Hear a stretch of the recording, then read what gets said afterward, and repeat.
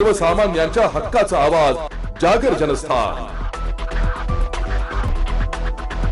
नाशिक महानगरपालिका साजरा करत आहेत स्वच्छतेचा हरित कुंभ।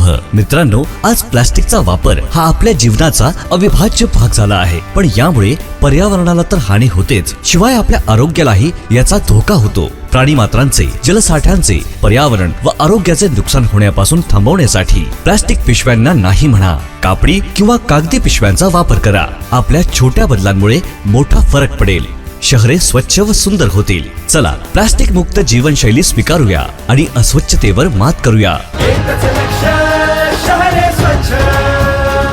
नाशिक महानगरपालिका नाशिक तर्फे जनहितार्थ प्रसारित।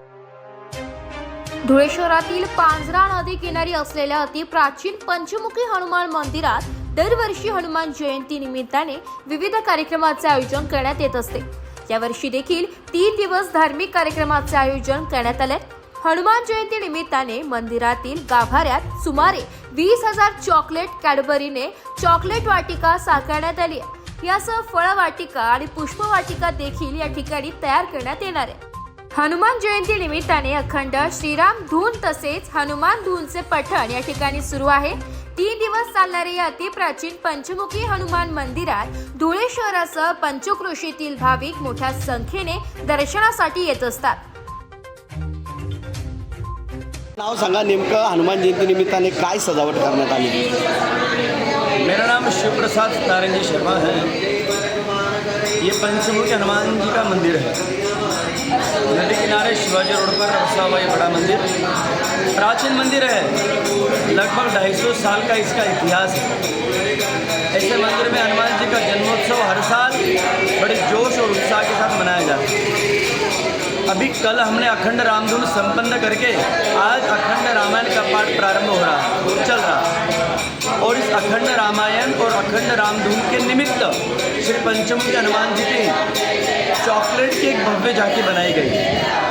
ये झांकी कल से सजी हुई है, जो आज भी रहेंगी और कल भी रहेंगी। इसके बाद यहाँ पर फल वाटिका बनेंगी जो 10 और 11 को रहेंगी, और फिर उसके बाद मयूर वाटिका बनेंगी, पुष्प वाटिका, जिसको सजाने के लिए बाहर से आ रहे हैं लोग। ये जो चॉकलेट की वाटिका देख रहे हैं ना, इसमें लगभग 1.5 से 2 लाख की चॉकलेट बनाई गई है, और एक 15 से 20 हज़ार की संख्या में चॉकलेट्स को लगाया गया है। अभी कंपनी का नाम बताऊंगा तो शायद बहुत समय लगेगा, क्योंकि बहुत सारी कंपनियों की चॉकलेट्स आई है। ऐसा है कि हनुमान जी यहाँ पर बाल रूप में है, तो बाल रूप में हनुमान जी को अलग अलग व्यंजन खाना पसंद है।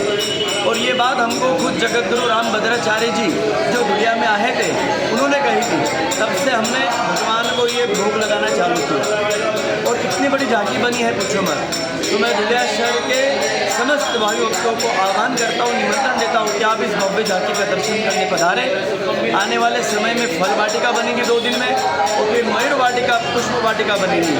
तो बड़े उत्सव का आनंद ले, सब परिवार पधारे। विशाल भंडारे का आयोजन है 12 तारीख को शाम को 6 से 11, और 12 तारीख को सूर्योदय पर यानी सुबह 6:15 बजे भगवान का जन्मोत्सव मनाया जाएगा। सभी पधारे। जय जय श्री राम। जागर जनस्थानसाठी प्रतिनिधी रूपक बिरारी, धुळे।